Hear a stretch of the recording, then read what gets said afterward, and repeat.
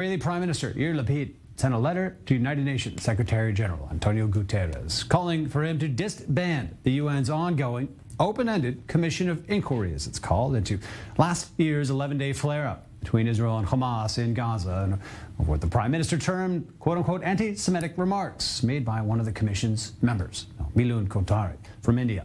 One of the three members of this commission, which was launched to investigate, quote, all alleged violations of international humanitarian law and all alleged violations and abuses of international humanitarian rights law, quote, close quote. Of course, they're looking at Israel, East Jerusalem, West Bank, and Gaza. But we're joined by Hillel Neuer, Executive Director of UN Watch, joining us from Jerusalem. Hillel, always good to have you with us here. To talk about the comments that are in focus here from this commission member here. He told in his Israel Critical podcast, if I had this right, last week, that the quote-unquote Jewish lobby was controlling social media. He was questioned, and also questioned, I think, openly why Israel is even allowed to be a member of the United Nations. Do I have that right? That's right. And David, thank you for having me. You know, this is a critical time for the Human Rights Council of the United Nations. This has never happened before, that in the past several days, we've had 10 countries condemning this UN Commissioner, Milun Kotari, for indeed, as you said, having said, number one, that the Jewish lobby, quote unquote, the Jewish lobby, is controlling social media concerning his issues. And he also questioned the right of Israel to be a member at the United Nations. You have 10 countries on the record: France, Germany, the UK, Austria, the Netherlands, the United States, Canada, the Czech Republic, and others, condemning a UN commissioner for anti-Semitism. You have the special envoys of the United States, Deborah Lipstadt and Professor Erwin Kotler, condemning this individual for anti-Semitic remarks. It sounds almost like you're describing a positive turn of events. You have the chairman of the Human Rights Council.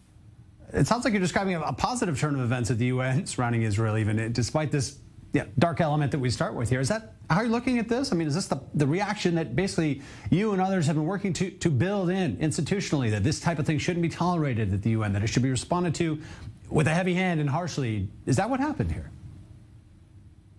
Well, the jury is still out, but you know, it's not only the 10 governments, it's also two significant UN officials. The president of the Human Rights Council rejected the attempt by Navi Pillay. She's the chair of the commission. She wrote a letter to the chair saying that Milun Kotari's remarks were misinterpreted, taken out of context, were distorted. And the chairman, the president of the Human Rights Council, Federico Villegas of Argentina, rejected what Pillay wrote, and he said that the comments, a reasonable interpretation, would indicate stigmatization of the Jewish people, which is at the heart of anti-Semitism.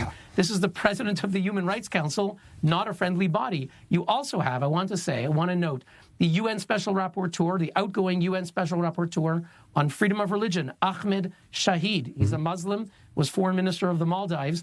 He has said that these tropes, these anti-Semitic tropes, resonate. They are echoing what we heard a year ago from the Pakistani foreign minister when he went on CNN and spoke about Jewish influence, Jews with deep pockets who control the media. By the way, Pakistani foreign minister is the one who sponsored the commission of inquiry that Milun Kotari now belongs to. So there is a certain vicious circle here. But indeed, as you said, we have 10 governments. We have 2 senior UN officials who spoke out. What we don't yet have, we don't yet have the UN Secretary General, Antonio Guterres. He has not said anything. We don't have the High Commissioner for Human Rights, Michelle Bachelet. She so far is silent. We need them to speak out. All of these commissioners are terribly biased. The commission needs to be disbanded now. Does that seem like a likely outcome from what you know of the UN? Okay, I mean, I want to call out some other issue here. I mean, beside these comments, the commission has this problematic open-ended mandate here. In other words, they're just out there to kind of do whatever they want around this in their analysis. How are you following all the things that emerged towards Israel and the UN? How are you seeing this commission? Well, this commission is perhaps one of the most anti-Israel bodies ever created in the history of the United Nations. Whoa. It has 18 full-time staff who are tasked with collecting evidence to be used in legal tribunals to prosecute Israelis. There is no question that their goal is to declare Israel an apartheid state. That's why they chose Navi Pillay as the chair. She's from South Africa. 2 years ago, she signed a petition to governments lobbying them to, quote, sanction apartheid Israel. Bear in mind, the UN's own rules require independence and impartiality by their commissioners. That includes prior public statements. Each of these individuals, according to the UN's own rules, is completely in breach of the impartiality requirement, and legally, they must step down. How does this happen? I mean, this is a really basic question, perhaps, around this whole story. But looking at this, is this just institutionalized within the UN somehow? I mean, how do these people end up on this commission? It's indeed institutionalized. The heads of the commission, the heads of those who sponsored the resolution were Pakistan and the PLO, an automatic majority of anti-Israel countries, dictatorships.